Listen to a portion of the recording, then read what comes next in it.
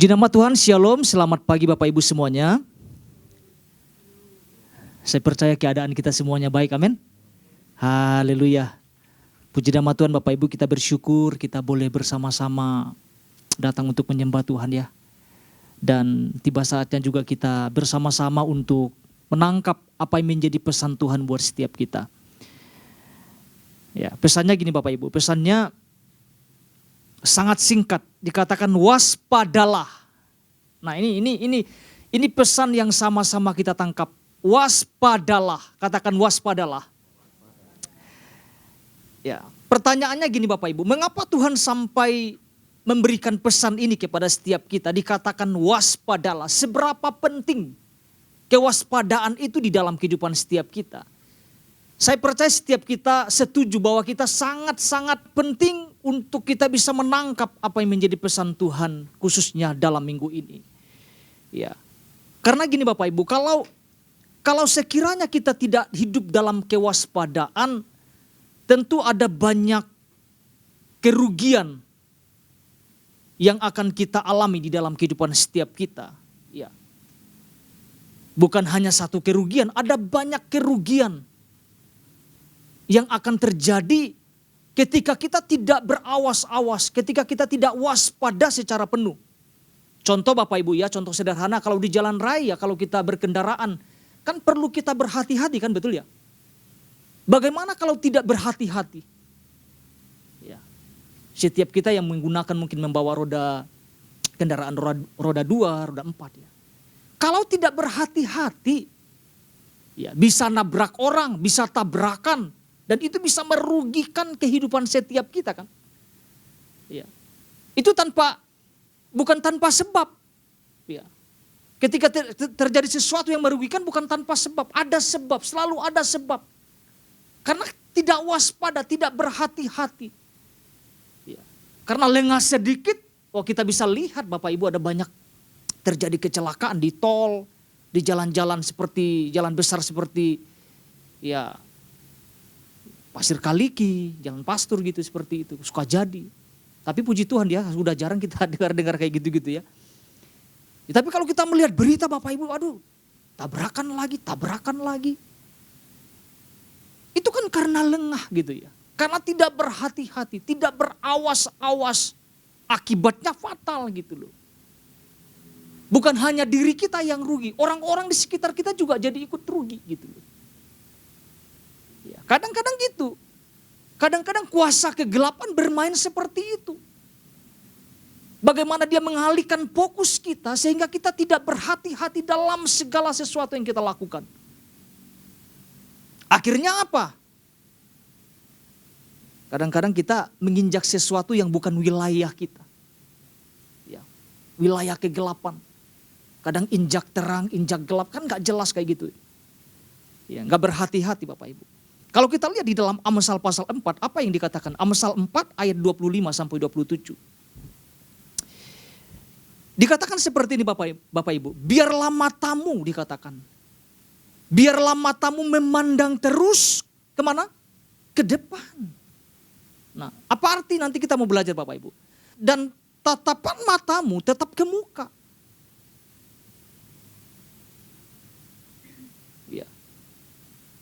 Ketika dikatakan biarlah matamu memandang terus ke depan, apa sih yang dimaksudkan?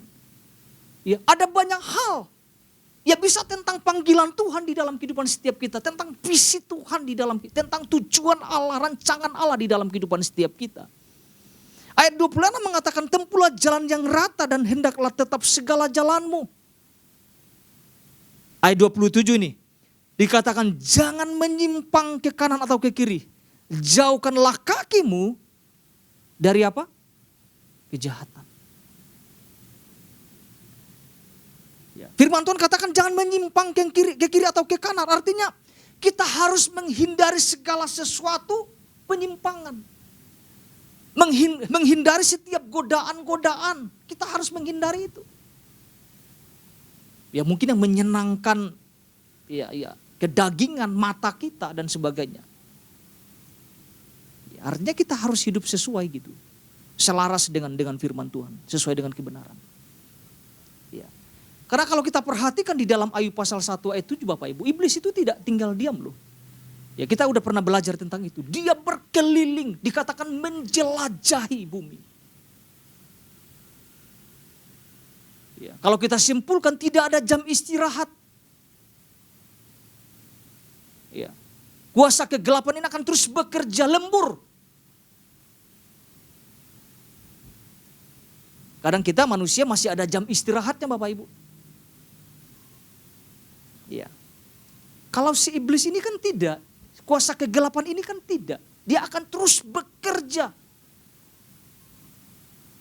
Ya. Nanti akan kita lihat apa yang menjadi dasar pesan Tuhan ini. Kita lihat ya Bapak Ibu ya. 1 Petrus 5 ayat 8. Makanya sampai Tuhan katakan, berdasarkan ayat ini Bapak Ibu dikatakan sadarlah dikatakan. Sadarlah dan berjaga-jagalah, lawanmu si iblis tuh. Berjalan keliling. Kalau di dalam Ayub pasal 1 ayat 7 menjelajahi. Dikatakan berjalan keliling sama seperti singa yang mengaum-ngaum dan mencari orang yang dapat ditelannya. Pak Ishak sudah jabarkan ini Bapak Ibu. Ya. Dikatakan sadarlah, pertanyaannya mengapa kita perlu harus sadar? Karena musuh dalam keadaan siap untuk menerkam. Siap untuk memangsa. Alkitab mengatakan siap untuk menelan siapapun yang dia temukan. Ya. Tapi dalam keadaan posisi apa nih yang bisa yang si iblis ini bisa telan?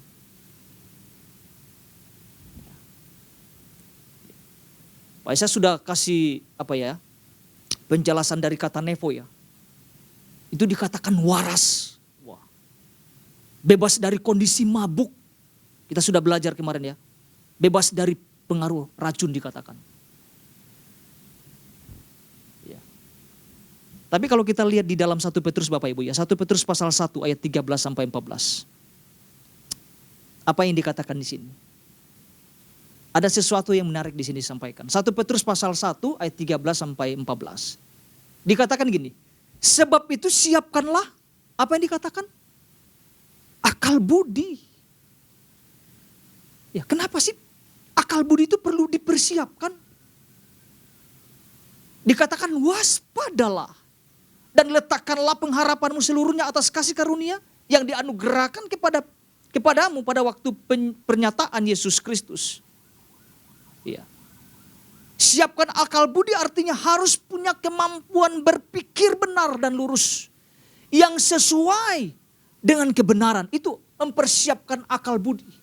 Berpikir selaras dengan firman Tuhan. Tidak berpikir yang melenceng-melenceng. Tidak berpikir tentang hal yang menyimpang. Tidak berpikir tentang hal kedagingan. Tetapi yang lurus, yang sehat. Kadang-kadang kan dakwaan muncul dalam pikiran kan. Tuh. Sok-sokan rohani kau kan. Sok-sokan rohani kau kan. Ketika terjebak. Udah gak perlulah ke gereja. Udah jangan terlalu rajin-rajin lah. Lihat orang-orang yang lain. Akhirnya terpengaruh. Kalau pikiran kita tidak murni. Tidak berpikir secara apa yang firman Tuhan ajarkan. Bukankah firman Tuhan jangan menjauhkan dirimu dari pertemuan-pertemuan ibadah. Orang bilang gak usah rajin-rajin. Biasa-biasa saja. Latihlah dirimu beribadah. Gak perlu latihan-latihan. Udah nongol aja nanti sebulan sekali. Tuhan juga ngerti. Ada loh muncul kalimat-kalimat seperti itu. Jangan salah ada di dalam satu komunitas seperti itu nongol. Gak usah udah. Penting hobi aja dulu. Hobi aja nanti aja. Ke gereja nanti aja gitu. Itu pikiran setan itu. Yang mencoba menjauhkan setiap kita anak-anak Tuhan untuk terus bersekutu dengan Tuhan. Kalau kita nggak waspada ini, sangat mudah itu karena rayuan saja itu bisa jatuh. Ayat 14 dikatakan hiduplah sebagai anak-anak yang taat. Dan jangan turuti hawa nafsu yang menguasai kamu pada waktu kebodohanmu. Ada penekanan yang dikatakan hiduplah sebagai anak-anak yang taat. Dalam hal apa? Ketaatan dalam hal apa? Ya dalam hal melakukan. menghidupi firman Tuhan di dalam kehidupan setiap kita. Ya, jangan sampai dikatakan jangan turuti hawa nafsu yang menguasai kamu. Jangan sampai hawa nafsu itu menguasai kita. Makanya kita perlu latihan, melakukan dengan penuh ketaatan. Jangan sampai gini, kebodohan itu iblis gunakan untuk menekan kita, untuk menjatuhkan kita. Itu pilihan lagi dalam kehidupan setiap kita. Makanya ketika Tuhan katakan sederhana, Tuhan bilang waspadalah. Tapi maknanya sangat-sangat luar biasa. Karena kalau kita tidak berhati-hati, iblis akan terus menekan kita. Iblis akan terus berusaha mengalahkan setiap kita. Ya, ini yang Tuhan sampaikan di dalam inti pesan Tuhan Bapak Ibu ya. Tidak semua saya bacakan ya. Dikatakan ini Bapak Ibu ya. Tuhan mau kita menjadi orang-orang percaya yang waspada dan tajam. Wah, Tuhan tekankan lagi dan tajam loh. Bukan orang-orang percaya yang sembarangan yang mudah sekali menjadi incaran si musuh. Aduh, jangan sampai kita menjadi orang-orang percaya yang mudah Bapak Ibu diincar sama si musuh ini. Ya, artinya kita nggak boleh ada kelalaian sedikit pun. Ya. Ketajaman itu bukan dibangun satu hari loh. Ketajaman itu harus dibangun hari demi hari di dalam kehidupan setiap kita. Bagaimana mau tajam?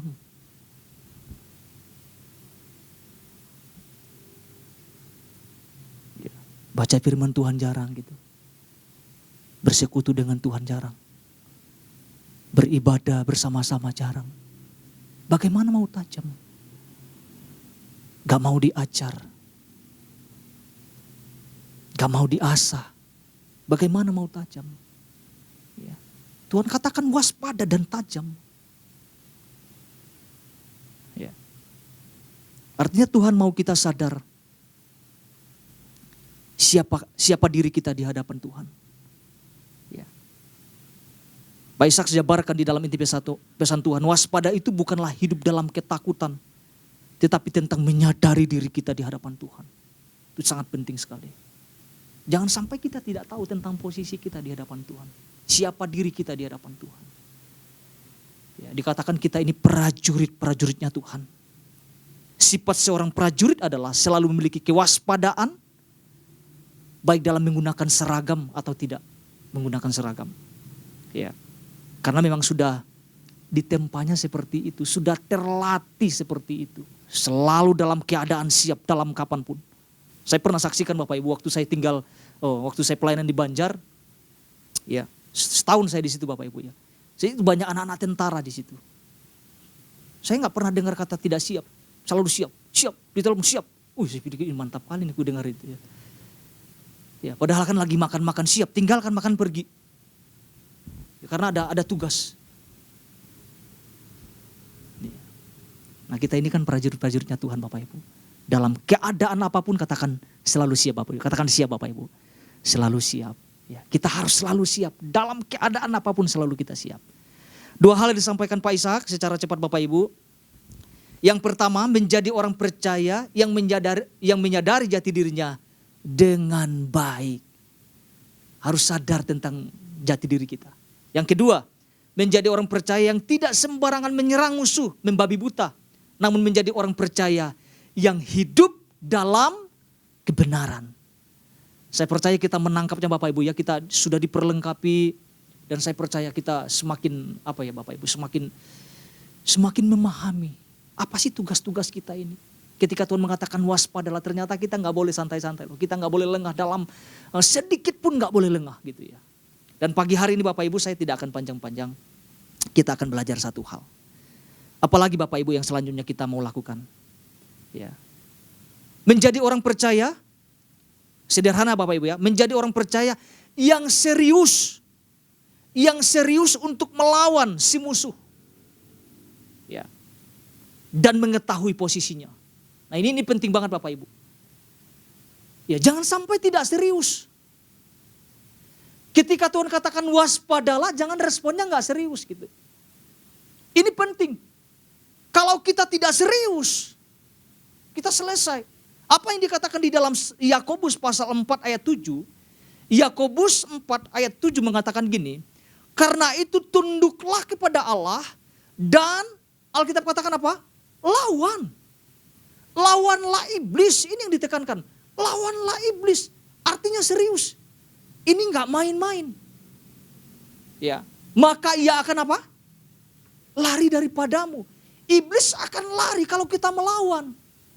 Ada kata kuncinya di sini. Dikatakan tunduklah. Ini mesti jelas dulu. Mesti tunduk dulu kepada siapa? Kepada Allah. Baru lawanlah iblis dikatakan. Maka ia akan lari daripadamu. Jadi bukan berteman sama si musuh. Bukan berkawan. Ini posisinya kita mesti jelas. Posisi musuh harus jelas dan posisi kita harus jelas.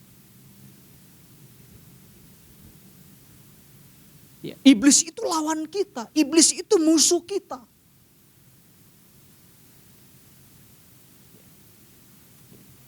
Ada pertanyaan buat setiap kita Bapak Ibu. Kira-kira posisi musuh ini serius atau tidak? Ini Bapak Ibu. Supaya kita bisa, iya ketika kita Tuhan sampaikan waspadalah ini, kita mesti tahu posisi musuh. Posisinya seperti apa? Dia serius atau tidak nih? Oh iblis itu sangat serius. Si musuh itu sangat serius. Bagaimana mengintai hidup kita, mengincar hidup kita. Jangan si musuh serius, kita orang-orang percaya gak serius. Itu kan cilaka itu.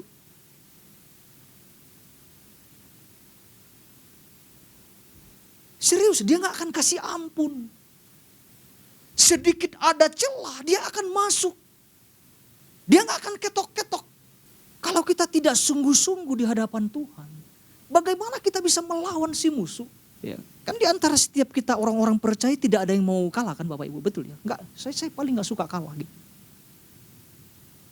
Ya. Dalam hal melawan musuh ya jangan sampai kita kalah ya. Ya, bersaing kalau ya dunia akademis ya boleh lah dan sebagainya. Dalam hal-hal bukan bersaing dalam kerohanian kita perlu pupuk terus hidup kita dengan baik. Ya. Karena dijelaskan di ayat dasar kita bahwa di dalam 1 Petrus pasal 5, iblis itu berjalan keliling dikatakan coba. Sama seperti singa yang mengaum-ngaum. Kalau singa menerkam musuhnya Bapak itu. Enggak main-main tuh. Udah dapatnya, dia jilat-jilat dulu, setelah itu dia telan habis itu. Kalau kita suka nonton dia mungkin dia tentang singa kalau menerkam mangsanya, itu udah langsung difokuskan itu. Dan kalau dia lemah itu, yang dia mau terkam, selesai itu. Enggak panjang-panjang, enggak lama-lama langsung itu. Iblis itu digambarkan seperti itu gitu. Jangan sampai keadaan posisi kita sedang lemah, sedang letih lesu dan sedang tidak berbuat apapun gitu. Waduh ini makanan empuk ini. Akhirnya menjadi sasaran, waduh itu sangat berbahaya. Kalau sudah jadi sasaran, kalau kita enggak dalam posisi siap dan enggak serius, enggak siap menghadapinya, kita akan diterkam. Alkitab ngomong kita akan ditelan habis.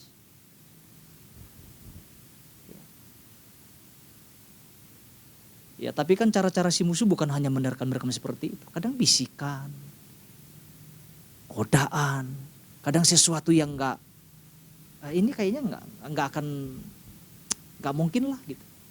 Justru kayak gitu iblis lakukan sesuatu yang tanpa kita sadari itu peluang buat dia gitu. Kira-kira siapa yang si musuh ini bisa telan Bapak Ibu? Orang-orang yang gak siap. Orang-orang gak serius bertempur. Orang-orang yang sedang lengah. Orang-orang yang sedang tidak mempersiapkan sesuatu. Orang yang tidak waspada. Orang yang tidak berjaga-jaga. Orang yang tidak berhati-hati. Inilah yang iblis akan terkam dan telan. Dan ketika Tuhan kasih pesan ini waspadalah, maka kita mulai merenungkan sesuatu. Artinya kita gak boleh main-main lagi. Dalam hidup ini kita gak boleh main-main. Ya. Kita gak boleh kompromi. Kita gak boleh melakukan sesuatu yang bertentangan dengan nilai-nilai firman Tuhan.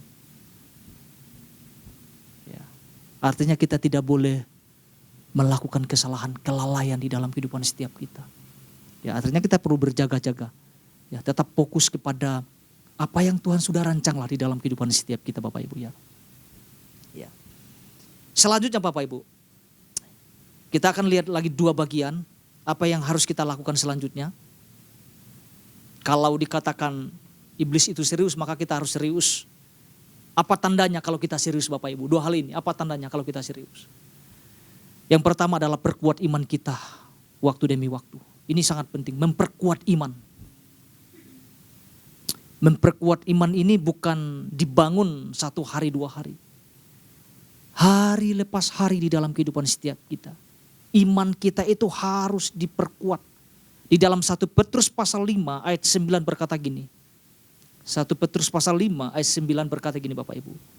Lawanlah dia dengan apa? Dengan iman yang teguh. Alkitab tidak ngomong gini. Lawanlah dia dengan iman yang kecil. Dengan iman yang biasa-biasa. Bukan lawanlah dia dengan iman seada-adanya. Alkitab menjelaskan dengan iman yang teguh.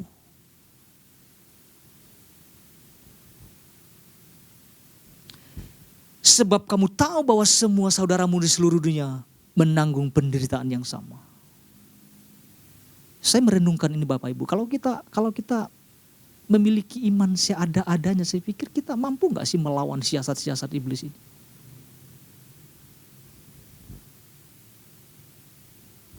Iman kan timbul dari pendengaran akan firman Tuhan. Bagaimana iman kita bisa kuat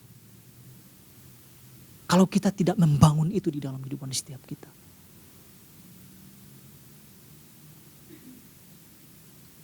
Gak mau memberi waktu kita untuk diisi. Untuk mempertajam kita melalui firman Tuhan. Bagaimana kita bisa melawan kalau kita gak punya senjata? Jangan sudah babak belur, sudah hancur-hancur baru ingat, oh iya ya, saya mesti bangun iman. Itu jangan sampai terjadi di dalam kehidupan setiap kita. Ada orang-orang sudah babak belur baru cari Tuhan. Baru terhubung dengan Tuhan. Ya karena gak sadar memang ada pertempuran gitu loh. Gak sadar memang ada lawan yang terus mengintip. Makanya gak berjaga-jaga, gak bangun iman.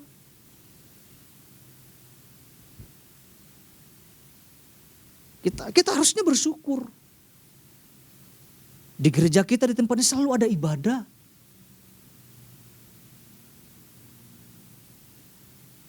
Harusnya kita ada waktu-waktu di mana kita harus, ya saya mesti datang. Saya mesti dengar firman. Saya mesti dengar pesan Tuhan. Ya. Karena iman gak akan tumbuh kalau gak dengar firman gitu loh. Jadi iman ini mesti dibangun. Ya. Kata lawanlah di dalam terjemahan aslinya. Antistemi dikatakan artinya menentang atau mengadakan perlawanan. Bukankah itu tugas kita sebagai orang-orang percaya, sebagai prajurit-prajuritnya Tuhan. Pak Ishak jabarkan kemarin saya baru dapat sesuatu ya. Ternyata iblis tuh mendakwa pakai firman loh. Oh itu di pengadilan tuh. Saya pikir iya ya, saya pikir sangat tahu hukum gitu. Jangan sampai kita anak-anak tuh nggak tahu hukum. Waduh saya pikir wah itu cacat kita jadinya seperti itu Bapak Ibu ya. Ya gunakan hukum loh. Dia akan melakukan perlawanan dan kita harus lawan gitu loh. Kita lawan pun harus kebenaran. Di dalam doa pengurapan kita sudah mendengar tentang waktu iblis mencoba Yesus, wah Yesus pun menggunakan firman.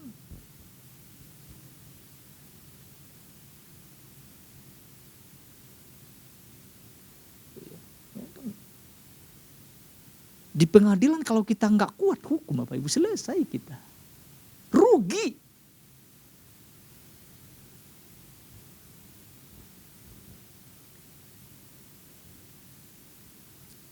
Ini salah satu tandanya kita membangun iman. Iman yang kuat, iman yang teguh.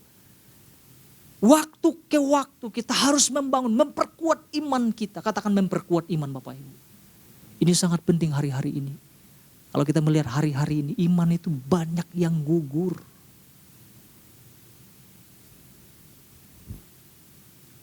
Di tengah-tengah dunia yang gelap ini, aduh, Tuhan kasihnya, waspada.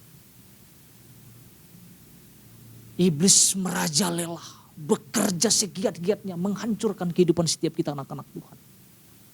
Tuhan sudah kasih kuncinya, waspada. Jadi ini kita harus renungkan Bapak Ibu sama-sama. Kita belajar tangkap pesan Tuhan ini.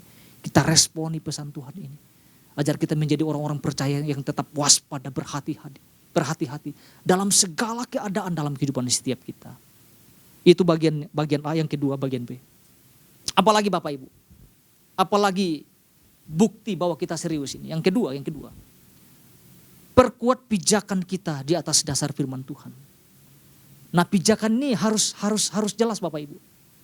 Ya, perkuat pijakan kita di atas dasar firman Tuhan.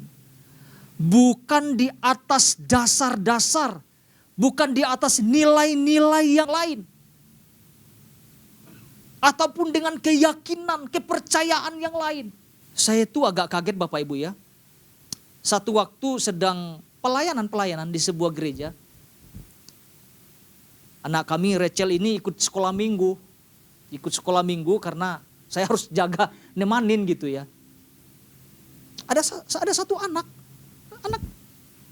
kelas 1 SD itu. Ya kan karena lagi bersekolah minggu. Nemanilah anak saya ini, si Rachel ini. Datangin saya, om, apa saya bilang kan. Dede udah punya sio belum? Saya kaget saya. Saya bilang dia sio mama, saya bilang. Saya bilang gak ada sio-sioan, aku bilang. Tapi mama saya bilang harus punya sio. Supaya ada yang lindungin. Dia kasih tahu sionya apa. Ular, saya bilang aduh. Saya dekatin, saya dekat dengan anak ini, saya terus. Ingat ya, kita ini anak-anak kerajaan, anak-anak Tuhan Yesus, saya bilang. Kita ini anak Tuhan Yesus. Jadi gak ada sio-sioan, aku bilang. Gak ada sio-sio. Saya mulai lihat guru-gurunya ini serius. Saya pikir ini hal dasar loh Bapak Ibu. Bayangkan ya orang tua, anak-anak Tuhan ngajar sio-sio, saya pikir. Saya pulang, saya ngomong sama Maila. Aduh ini. Untung Rachel belum ngerti ya. Saya jelaskan sama anak itu. Akhirnya dia jauh memang itu gurunya di situ. Saya jauh sama dia, sama Rahel. Ada 2 anak. Saya ajarkan mereka. Kita itu anak-anak Tuhan Yesus, saya bilang kan. Kita itu anak-anak kerajaan sorga. Yang lindungin kita itu Tuhan Yesus, ku bilang gitu. Bukan ular, bukan naga. Aduh, saya dengar itu. Aduh, saya pikir inilah kalau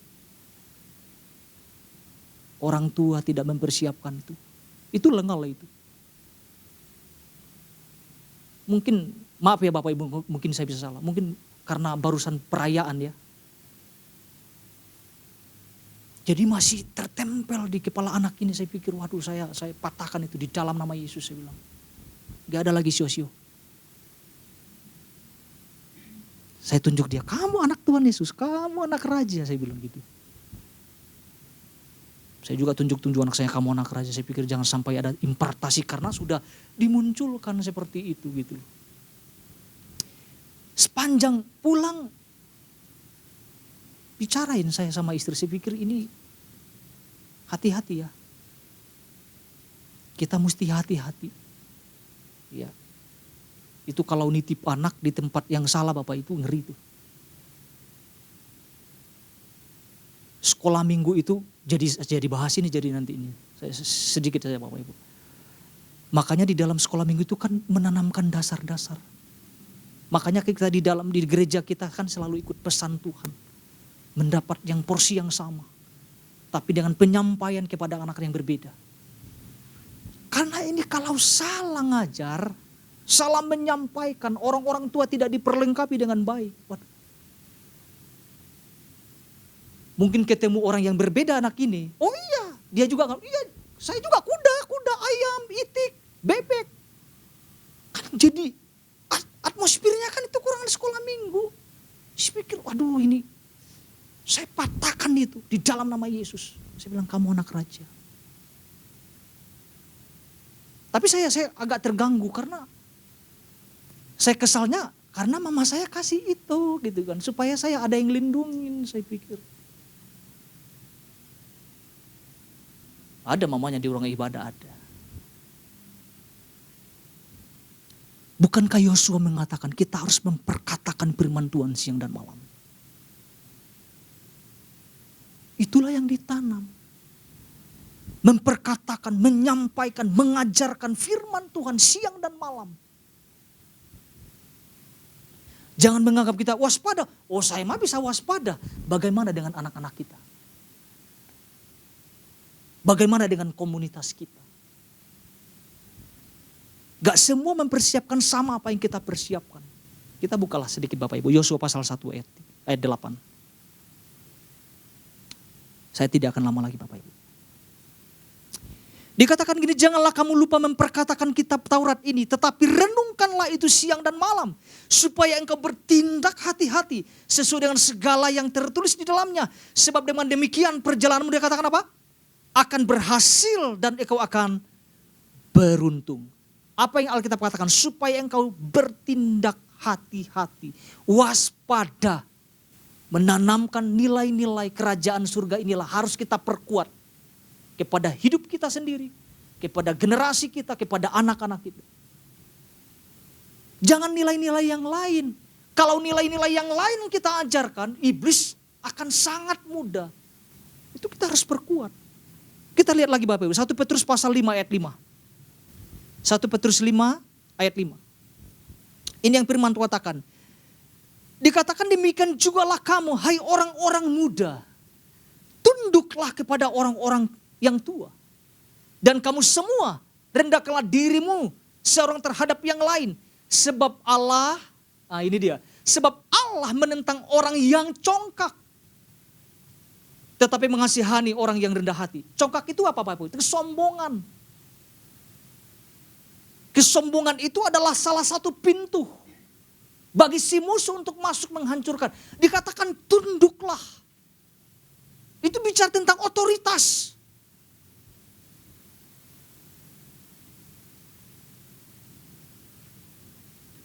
Congkak gak mau ditegur, gak mau dinasehatin. Kepuasannya adalah pujian-pujian semata yang dari dunia. Makanya dikejar, iblis masuk serang, hancur.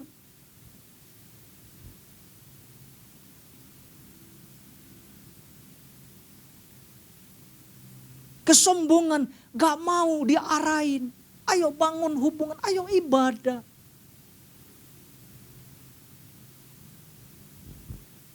Itu sangat mudah iblis menghancurkan kehidupan seseorang. Oleh karenanya gini Bapak Ibu, perkuat pijakan kita di atas dasar yang kuat, di atas dasar firman Tuhan. Bukan di atas dasar yang lain. Supaya gini, iblis gak ngambil keuntungan apapun.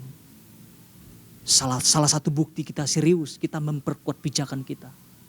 Ya, jadi jangan menjauhkan diri kita di pertemuan-pertemuan ibadah. Terus ibadah. Ya, terus kita mau diajar, diperlengkapi oleh dasar-dasar firman Tuhan. Apalagi ada pengajaran itu sangat baik Bapak Ibu. Sangat baik. Kalau bisa harus ngambil waktu kita diperlengkapi supaya mengerti kebenaran firman Tuhan. Supaya pijakan kita kuat. Katakan amin Bapak Ibu. Jadi satu hal ini yang sama-sama kita tangkap Bapak Ibu. Sama-sama kita renungkan di dalam kehidupan kita. Menjadi orang percaya yang serius untuk melawan si musuh. Dan mengetahui posisinya. Tuhan Yesus memberkati setiap kita.